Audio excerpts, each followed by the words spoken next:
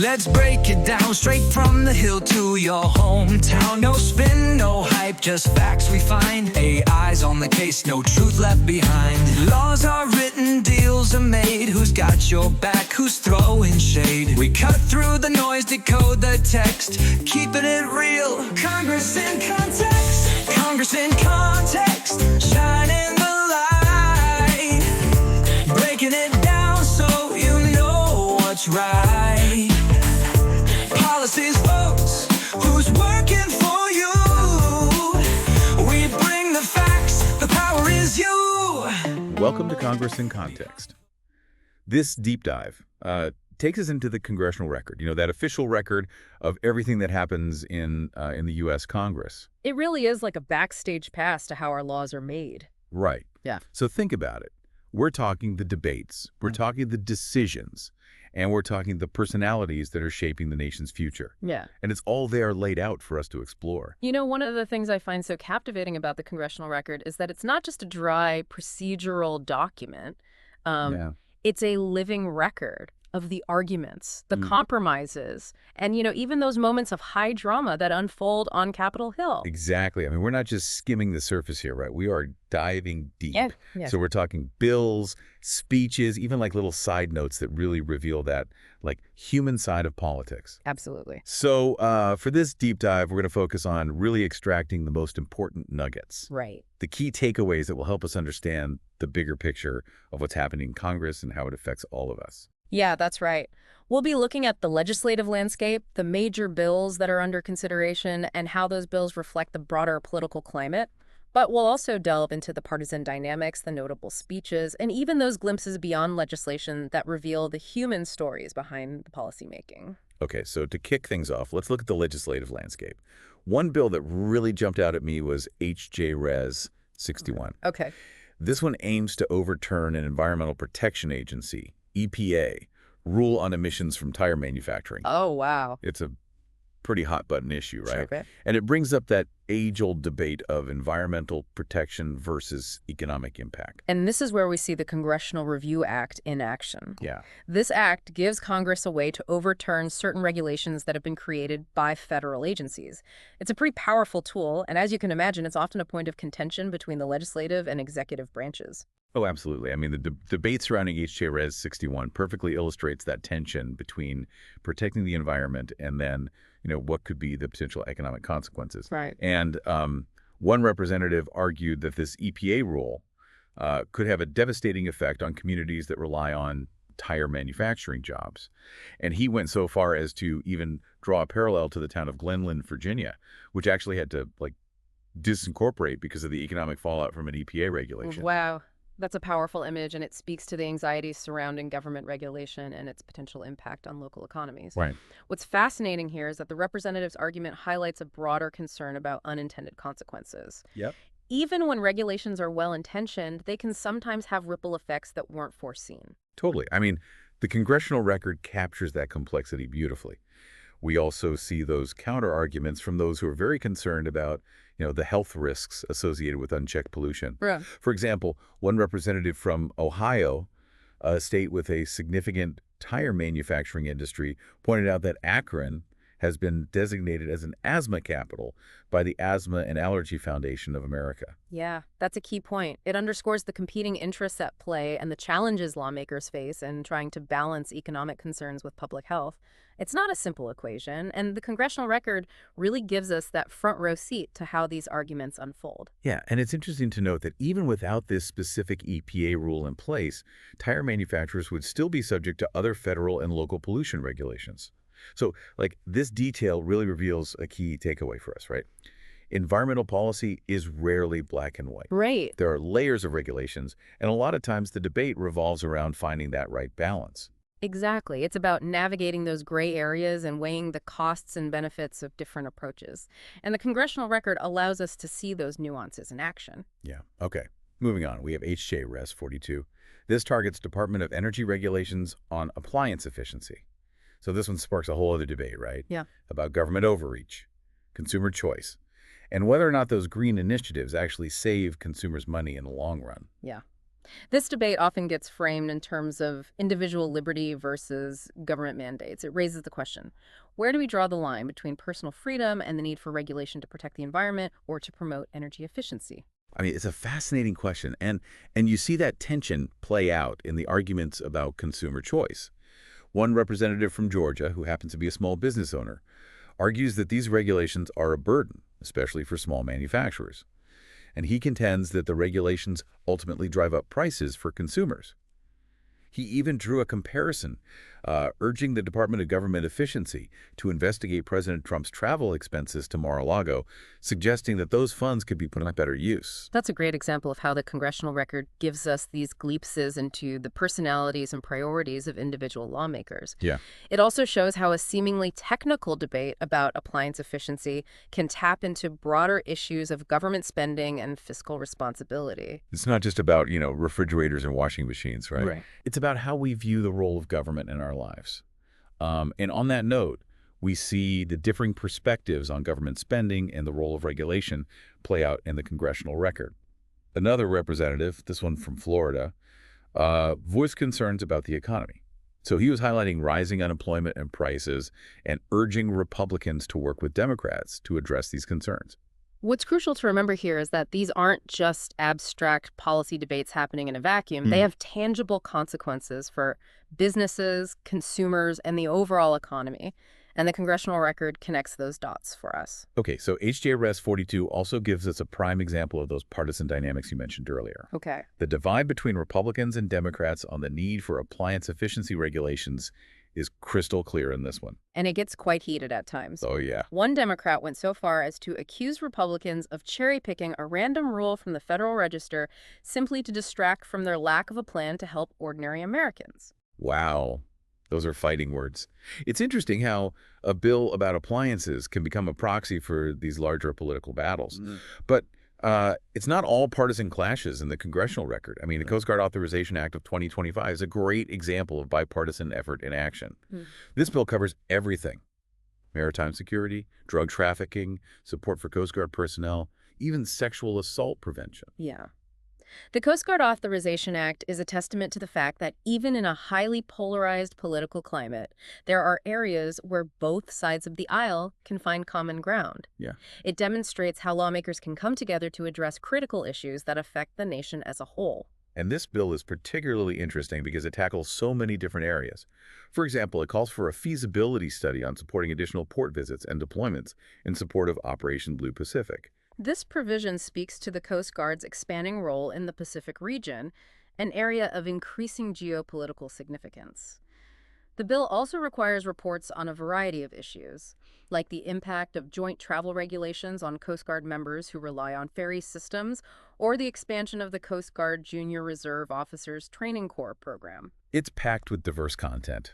It really reminds us that a single bill can address a multitude of concerns and often reflects the evolving priorities of the nation. And that brings us to a point that I think is really important for our listeners to understand. The congressional record, while it might seem dense and technical, is actually full of these little insights that help us connect the dots between policy and the real world. You're absolutely right. And speaking of connecting the dots, the congressional record also offers these moments that, go beyond just straight legislation and give us a more personal view into the lives and experiences of the people involved. Yes. We see those glimpses of humanity throughout the congressional record, adding a layer of depth and, dare I say, entertainment to the proceedings. Absolutely. I found a particularly poignant tribute honoring Kevin Baines, whose life was tragically cut short. It was just a reminder of the individuals behind the policies. Yeah. And the impact their work has on so many lives. These tributes offer a window into the values and priorities of the members of Congress. They also remind us that behind every bill and every vote, there are human stories, personal connections, and a deep sense of service to the community. And then there's the Congressional Record Appendix, which is like a hidden treasure chest of additional material. It's where you find recognition for local businesses, student achievements, even quirky anecdotes. It really humanizes the institution of Congress, reminding us that it's not just about political maneuvering, but about representing real people and their accomplishments. It's about celebrating the fabric of American life and acknowledging the contributions of individuals and communities across the nation. Amidst those tributes and recognitions, we also see how lawmakers use language to shape the debate. The Congressional Record is like a masterclass in rhetoric. It's fascinating to see how they use powerful phrases and analogies and even like personal anecdotes to try and sway opinions, evoke emotions, and really drive those arguments home. It really is like watching a verbal chess match. Right. A well-crafted phrase or like a striking analogy can completely change the tone of the discussion. And it's a reminder of the power of words to persuade and influence, especially in the realm of politics. Absolutely. One representative, while arguing against the censure of a colleague, delivered a speech emphasizing the importance of leadership and decorum in Congress. He urged his fellow lawmakers to, like, rise above those partisan squabbles and set a better example for the American people. Yeah, that's a point that really resonates even beyond, the halls of Congress. It's a reminder that respectful discourse and, a commitment to finding common ground are so essential for any functioning democracy. Precisely, and that respect ideally should extend to the office of the president, regardless of one's political affiliations. The Congressional Record sometimes reveals that fine line between passionate debate and personal attacks. We even see instances where the Speaker pro tempore had to remind members to maintain decorum and avoid personal attacks directed at the president. It's like finding that balance between freedom of speech and maintaining civility in political discourse seems to be like an ongoing challenge. Yeah. It makes you wonder how those dynamics really affect the legislative process as a whole. That's a great question, and one that scholars and political scientists continue to grapple with. The Congressional Record provides really valuable data for those studying the evolution of political rhetoric and its impact on governance. Absolutely. Speaking of the impact of political discourse, one representative, while passionately arguing against the proposed cuts to the National Institutes of Health, eloquently highlighted the critical role of scientific research and innovation. Right. And he specifically mentioned the groundbreaking work being done at the Fred Hutchinson Cancer Center in Washington State. And he emphasized that, cutting research funding could have a devastating impact on patients and potentially hinder the development of life-saving treatments. His speech really brought home the point that these budget decisions aren't just abstract numbers. Right. They have real-world consequences, sometimes life or death consequences, for millions of people. It's a stark reminder that every line in the federal budget really represents a choice. And those choices have, like, a ripple effect throughout society. And speaking of choices, the Congressional Record often reflects the influence of public opinion on those choices. Right. Lawmakers are constantly navigating the push and pull between their own beliefs, party loyalty, and the desires of their constituents. It's a complex dance. Absolutely. And sometimes those different forces are in direct conflict. One representative from Texas, in a heartfelt speech, spoke about the legacy of Sylvester Turner. Yeah. He emphasized his embodiment of the American dream and his lasting impact on the city of Houston. He used this example to underscore that public service should be about making a positive difference in people's lives. That speech reminds us that at its core, politics is about people. Yeah. It's about understanding the needs of communities, crafting policies that address those needs, and working to create a better future for all. And that brings us back to our listeners. Right. Why should they care about the Congressional Record? What can they gain from exploring this, seemingly dense and technical document? That's the key question, isn't it? The Congressional Record might seem intimidating at first glance, but it's an incredibly valuable resource for anyone who wants to understand how our government works and what's at stake in the policymaking process. It's about transparency and accountability. It allows citizens to see how their elected officials are voting, what arguments they're making, and how they're representing their interests. It's about being an informed and engaged citizen. It's about understanding the levers of power and how you can use your voice to influence the decisions that affect your life. Exactly. And as we delve deeper into the Congressional Record, I think we'll see even more clearly how those levers of power operate and how the decisions made in Congress have a ripple effect throughout society. Okay, so let's keep exploring those ripples then. I'm curious to see what other insights we can uncover as we continue this deep dive. What are some of the more contentious debates that, caught your eye? One speech that really stood out to me was from a representative who spoke passionately against the administration's proposed cuts to Social Security. He didn't hold back. He called out President Trump and Elon Musk by name, accusing them of planning to dismantle the program and calling their claims that Social Security is a scam, a blatant lie. Wow. His speech seemed less about policy details and more about the emotional impact of those potential cuts Right. on, millions of Americans who rely on Social Security. Yeah. He was really tapping into, like, the anxieties and fears of a huge segment of the population. Exactly. He even mentioned a report about Trump slashing nearly 80,000 VA employees, and he connected it to the broader debate about government spending and priorities. Yeah. His argument was that these cuts would hurt veterans and lead to longer wait times for essential services. His point was very clear. These budget debates aren't just abstract political games. Right. They have very real consequences for people's lives, especially the most vulnerable among us. And the Congressional Record captures that raw emotion, that sense of urgency. It allows us to see beyond the policy jargon and connect with the human stories at the heart of these debates. Another theme that emerges from the Congressional Record is the tension between supporting American workers and navigating the complexities of international trade. We see this play out in the discussions about tariffs, particularly those aimed at China. Yeah, that's a perennial issue, isn't it? Finding that balance between protecting domestic industries and engaging in a globalized economy. There are always winners and losers when it comes to trade policy, and the Congressional Record gives us a glimpse into how those competing interests are represented and debated. One representative was particularly critical of the administration's approach to tariffs. He argued that they're, like, creating chaos in the economy and hurting American families, especially those struggling to make ends meet. He even connected it to the Social Security debate, suggesting that the motivation behind these tariffs is to generate revenue to offset the cost of tax cuts for billionaires, essentially arguing that the administration was prioritizing the wealthy at the expense of working-class Americans. That's a pretty bold claim. It is. It raises the question, who benefits from these policies and who bears the burden? And those questions are at the heart of many of the debates captured in the Congressional Record. Yeah. It's a window into the ongoing struggle to balance competing interests and prioritize the needs of different segments of society. So speaking of competing interests, the debate about securing the border and cracking down on drug trafficking also features very prominently in the Congressional Record.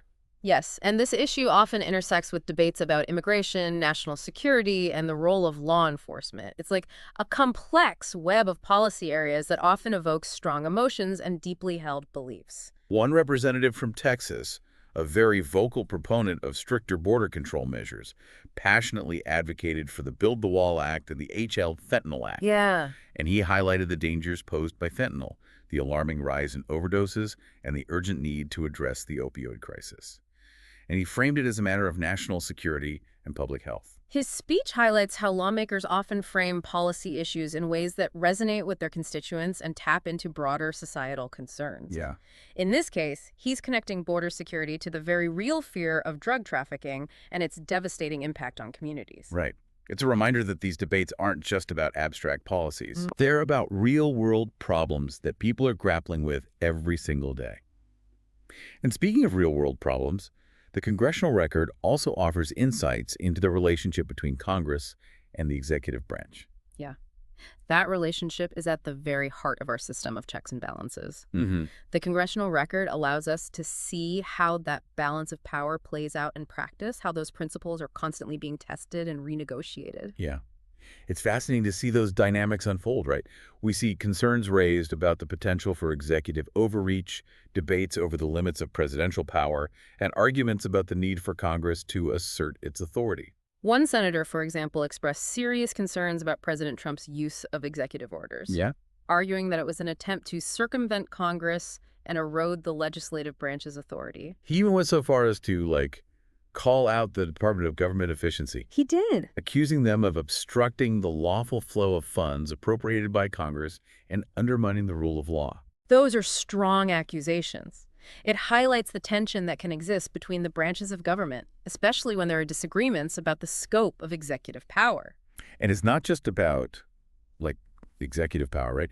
The Congressional Record also captures the ongoing debate about the role of the judiciary. Ah, yes, the third branch of government. We see the back and forth between Congress and the courts, the tension between upholding the law and respecting the independence of the judiciary. Right. There were some pretty strong opinions expressed about the Trump administration's response to certain court rulings, Oh, yeah. with some representatives accusing them of, blatantly disregarding the rule of law and undermining the judicial process. One senator delivered a powerful speech defending the legitimacy of judicial review, arguing that it's a cornerstone of our democracy and essential for ensuring that the government operates within the bounds of the Constitution.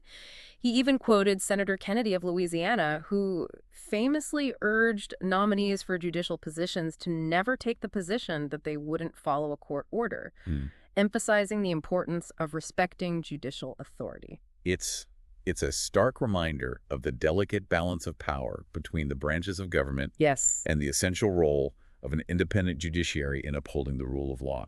And speaking of upholding the rule of law, amidst all the political maneuvering and partisan battles, the Congressional Record also offers those glimpses into the human side of governance. Yeah. Those moments that remind us that behind the policies are real people with real stories. Those are often the moments that stick with you long after you've finished reading the Congressional Record. Yeah. They help to, humanize the political process and remind us of, the stakes involved. One senator, for example, shared a deeply personal story about visiting Ukraine and witnessing firsthand the devastating impact of the war.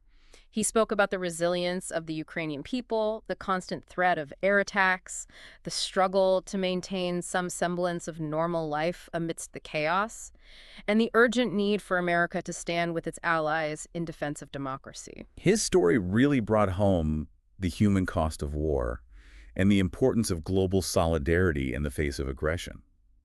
It also highlights the role of the Congressional Record in, shaping public opinion and informing the national conversation about critical issues facing the world. These records aren't just for historians and policy wonks. They're a window into the heart of our democracy, offering valuable insights for all of us. Right. They provide context, background, and a deeper understanding of the issues that shape our lives. Now let's shift our focus to a few specific bills that generated a lot of buzz in Congress, starting with the debate surrounding the nomination of Todd Blanche for Deputy Attorney General. Okay, this one definitely got a lot of attention.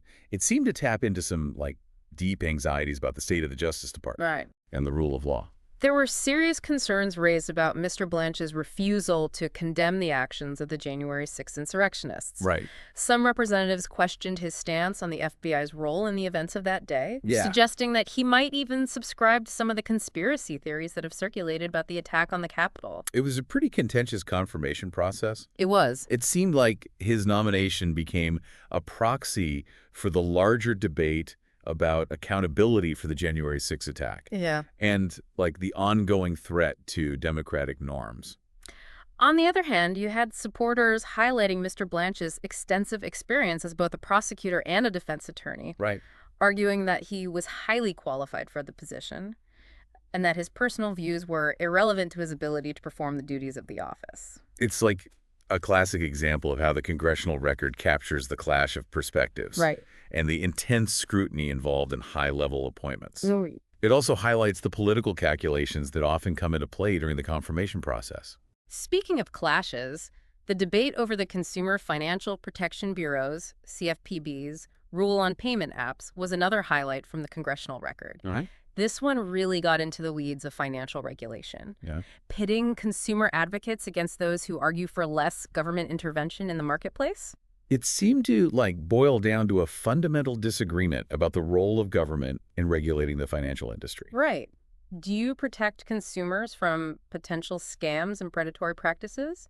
Or do you prioritize innovation and allow the market to sort things out? Exactly. One senator, a staunch supporter of the CFPB, framed the vote as a simple choice, saying, vote yes if you want more Americans to get scammed, vote no if you don't. Wow. Her argument was that the rule was absolutely essential for protecting consumers from fraud and scams on platforms like Venmo and Cash App, which have become increasingly popular these days. Her opponents, however, argued that the rule was a classic example of government overreach and that it would stifle innovation in the rapidly evolving financial technology sector. They also pointed out that companies like Venmo and Cash App already have their own fraud prevention measures in place, Right. suggesting that, government regulation was unnecessary and potentially burdensome. It's a reminder that even seemingly technical regulations can spark heated debates about the role of government in protecting consumers and fostering a competitive marketplace. Right. And those debates often reflect broader ideological divisions about the balance between individual freedom and government regulation. Now let's talk about a bill that generated headlines across the country and sparked passionate conversations in living rooms and online forums. The proposed legislation on transgender athletes in women's sports. Okay, yeah, this bill really tapped into some deeply held beliefs about fairness, gender identity, and the role of government in regulating sports. It became like a lightning rod for discussions about LGBTQ plus rights, inclusion, Yeah. and the evolving understanding of gender. It was a highly charged debate. It was, Supporters of the bill, many of them Republicans, argued that it was necessary to protect women's sports and ensure a level playing field for cisgender female athletes. they often cited examples of transgender women competing and winning in women's sports. And they argued that it was inherently unfair to cisgender women, and that it could potentially undermine decades of progress in women's athletics. One senator even invoked the concept of common sense, Right. stating that it's simply unfair for biological males to compete against females in sports, arguing that physical differences create an inherent advantage. That argument, however, ignores the complexity of gender identity and the fact that transgender women are women. Yes. Reducing the debate to biology overlooks the lived experiences of transgender athletes and the importance of inclusion. Opponents of the bill, primarily Democrats and LGBTQ+ advocates, argued that it was blatantly discriminatory and harmful to transgender youth. They accused Republicans of using the issue to score political points and further marginalize an already vulnerable group. Right. And they also argued that the bill was completely unnecessary, pointing out that there are already rules and regulations in place to ensure fairness in sports, and that transgender athletes have been competing at all levels without issue. This debate raises some really important questions about the limits of inclusivity, the role of government in regulating personal identity, and the evolving understanding of gender in society. It's a reminder that the Congressional Record often reflects the cultural and social anxieties of the time, capturing the debates that are happening not just in the halls of Congress, but in communities across the country. It's a fascinating, albeit sometimes disheartening, reflection of where we are as a society. On a slightly less contentious note, let's delve into the debate surrounding the Congressional Review Act, the CRA, which, as we mentioned earlier, allows Congress to overturn certain regulations issued by federal agencies. Okay. The CRA has become a very powerful tool for both parties to advance their agendas and undo the work of previous administrations. It's a mechanism for shifting the balance of power between the legislative and executive branches when it comes to regulatory policy. One representative argued that the CRA is absolutely essential for reining in what he perceived as an overreaching executive branch and restoring power to the people's elected representatives in Congress. He cited examples of regulations that he believed were overly burdensome to businesses, Right. stifled economic growth, and infringed on individual liberty, arguing that the CRA was a necessary tool to provide a check on, like bureaucratic overreach, Yeah. and protect the interests of hardworking Americans. His opponents, however, warned that the CRA could be used to undermine important regulations that protect public health, safety, and the environment. They argued that it could lead to a regulatory roller coaster, with rules constantly being overturned and reinstated depending on which party was in power, creating uncertainty and potentially jeopardizing the well-being of the nation. It's like a delicate balance, isn't it? Finding that sweet spot between congressional oversight and the need for stability in government regulation. Right. The CRA, it seems, has become a focal point for that debate. It's a reminder that the seemingly procedural aspects of governance can have profound implications for how our government functions Yeah. and the policies that shape our lives. Speaking of oversight, we see in the Congressional Record concerns being raised about the potential for corruption and abuse of power within the executive branch. Yeah. This is a theme that recurs throughout history, regardless of which party is in power. It seems like the temptation to abuse power is a constant, Yeah. and the mechanisms for accountability are always being tested. One senator, in a blistering critique of the Trump administration, accused them of engaging in a slow-motion coup by obstructing the lawful flow of funds appropriated by Congress and undermining the independence of the judiciary. That's a huge accusation. He was essentially arguing that the administration was deliberately chipping away at the foundations of our democracy. He argued that this behavior was unprecedented and extremely dangerous, and he called for Congress to use all the tools at its disposal to hold the administration accountable and protect the integrity of our institutions. His speech highlighted the vital importance of congressional oversight Yeah. and the role of whistleblowers in exposing wrongdoing and holding the powerful accountable. It's a reminder that eternal vigilance is the price of liberty, and that we must always be wary of those who would seek to abuse power for their own gain. Now, amidst all that talk of corruption and abuse of power, it's refreshing to see examples of bipartisanship and cooperation in the Congressional Record. Absolutely. The Coast Guard Authorization Act of 2025 is like a perfect example. Yeah. This bill garnered support from both sides of the aisle, It did. demonstrating that even in a deeply divided political climate, lawmakers can find common ground on issues of national security Right. and the well-being of our service members. The Coast Guard Authorization Act is a testament to the enduring belief that there are some things that transcend partisan politics. Yeah. It's a reminder that we are all Americans first, and that when it comes to protecting our nation and supporting those who serve in uniform, we can find unity even in the midst of division. The bill addressed a wide range of issues, including maritime security, drug interdiction, support for Coast Guard personnel, and even provisions aimed at improving the Coast Guard's response to sexual assault and harassment within its ranks. Yep. It was a comprehensive piece of legislation, and it reflected a deep commitment to strengthening the Coast Guard and ensuring its ability to carry out its vital missions. One senator, a longtime advocate for the Coast Guard, praised the bill for its comprehensive approach to addressing the challenges facing the service, Right.